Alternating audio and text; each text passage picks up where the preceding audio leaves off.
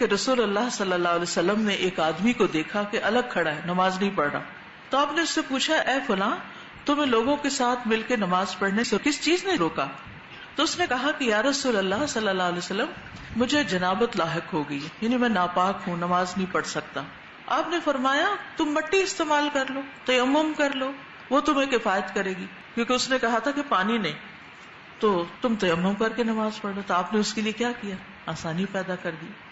اسی طرح ام سلمہ کہتی ہیں، میں نے عرض کیا اللہ کے رسول، میں ایسی عورت ہوں کہ کس کر سر کے بالوں کی چوٹی بناتی ہوں، یعنی بال خوب باندھتی ہوں، تو کیا میں غسل جنابت کے لیے پھر بال کھولا کروں؟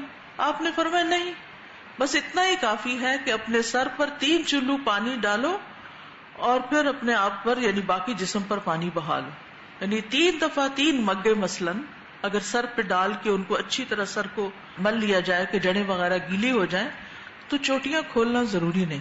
ہاں جب پیریڈز کے لیے نہانا ہوتا ہے تو پھر بال کھولنے چاہیے، چوٹی بنائی ہوئی ہے یا ویسے کسی بھی طرح ان کو کسا ہوا ہے تو ان کو کھول کے دھونا چاہیے پورے بالوں کو، لیکن ادروائز غسل جنابت میں دھونے کی ضرورت نہیں ہوتی، صرف گیلا کرنا بھی سر کو کافی ہو جاتا ہے. پھر اسی طرح یہ ہے کہ جہاں رخصت ہو وہاں رخصت دینی چاہیے.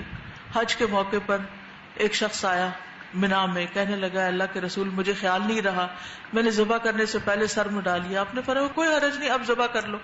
دوسرا کہنے لگا کہ میں نے لا علمی سے کنکریاں مارنے سے پہلے قربانی کر لی ہے. آپ نے فرمایا کوئی بات نہیں، اب رمی کر لو. تو جب بھی کوئی آگے پیچھے آ کے اپنا مسئلہ بتاتا، میں یہ پہلے کر چکا، میں یہ بھول گیا، میں نے ابھی وہ نہیں کیا، تو مجھے کیا کرنا چاہیے؟ تو آپ فرماتے اب کر لو. یعنی ان چیزوں کو، ان ریچولز کو آگے پیچھے کیا جا سکتا ہے.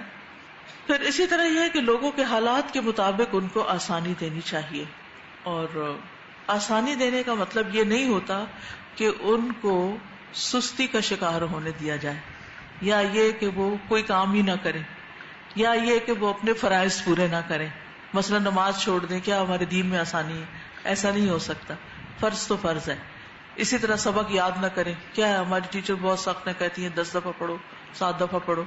نہیں، جو کام کرنا ہے وہ تو کرنا ہے. اسی طرح اگر گھر میں کوئی بیمار ہے، اس کو دوا کھلانی ہے اور آپ خود بھی تھکے ہوئے ہیں، اٹھ کے آپ کو کھلانی ہی ہے.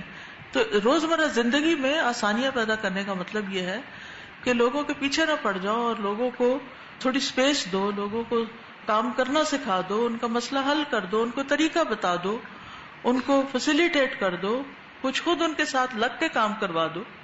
تو بہت سے طریقے ہوتے ہیں آسانیاں پیدا کرنے کے. اب اگر آپ کے ذہن میں کوئی طریقہ ہے تو آپ بھی بتا دیجیے.